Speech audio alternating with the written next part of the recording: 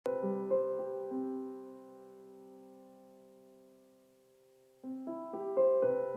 Bapak Ibu Saudara yang kasih dalam nama Yesus Kristus.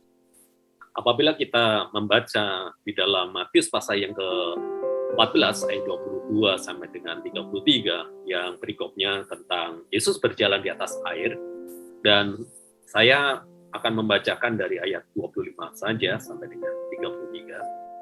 Kira-kira jam 3 malam datanglah Yesus kepada mereka berjalan di atas air. Ketika murid-muridnya melihat dia berjalan di atas air, mereka terkejut dan berseru, "Itu hantu!" Lalu berteriak-teriak karena takut. Tetapi segera Yesus berkata kepada mereka, "Tenanglah, aku ini, jangan takut." Lalu Petrus berseru dan menjawab dia, "Tuhan, apabila Engkau itu, suruhlah aku datang kepadamu berjalan di atas air." Kata Yesus, "Datanglah." Maka Petrus turun dari perahu dan berjalan di atas air mendapatkan Yesus. Tetapi ketika dirasa tiupan angin, takutlah ia dan mulai tenggelam, lalu berteriak, "Tuhan, tolonglah aku." Segera Yesus mengulurkan tangannya, memegang dia dan berkata, "Hai orang yang kurang percaya, mengapa engkau bimbang?" Lalu mereka naik ke perahu dan angin pun reda.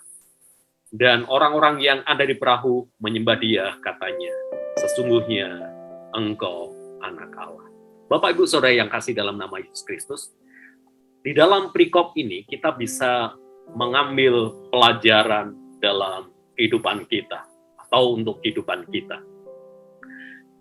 Ketika Petrus merasakan tiupan angin, dia menjadi tidak percaya dan dia bimbang sehingga dia akhirnya tenggelam.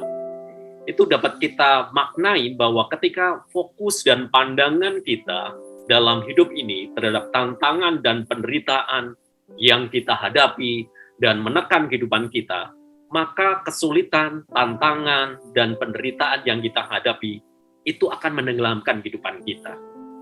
Bahkan keputusan untuk menyerah terhadap kesulitan yang kita hadapi ataupun penderitaan kita hadapi, itu sebetulnya karena kita beralih fokus terhadap janji-janji Tuhan, pertolongan Tuhan, Tuhan yang kita percaya adalah Tuhan yang berkuasa, dan kita berpindah fokus kita terhadap persoalan atau tantangan yang kita hadapi.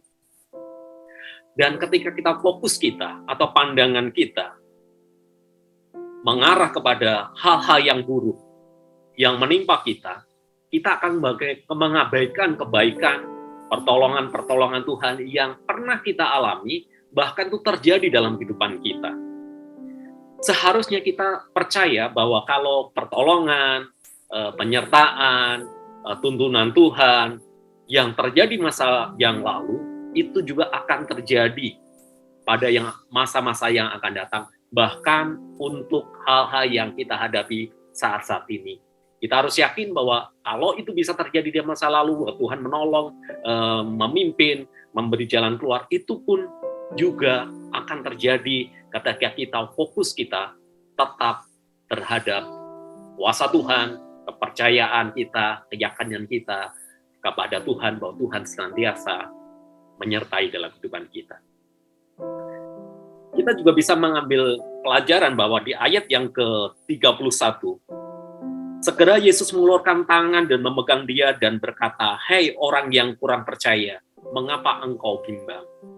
Itu mengajarkan bahwa kita biarlah kepercayaan dan keyakinan kita terhadap Yesus tetap kokoh dan fokus kita terhadap keyakinan, keimanan, mempercayai bahwa Yesus adalah Tuhan dan Juru Selamat kita, Tuhan itu penolong kita, itu tetap. Jangan sampai bimbang karena ada persoalan, ada tantangan yang serasa kita tidak mungkin menghadapinya.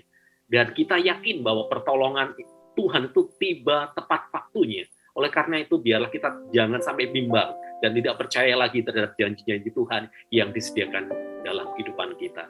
Biarlah kita yakin dan kita tetap sabar menantikan pertolongan dan kuasa Tuhan nyata dalam kehidupan kita. Kiranya Tuhan Yesus memberkati kehidupan kita semua.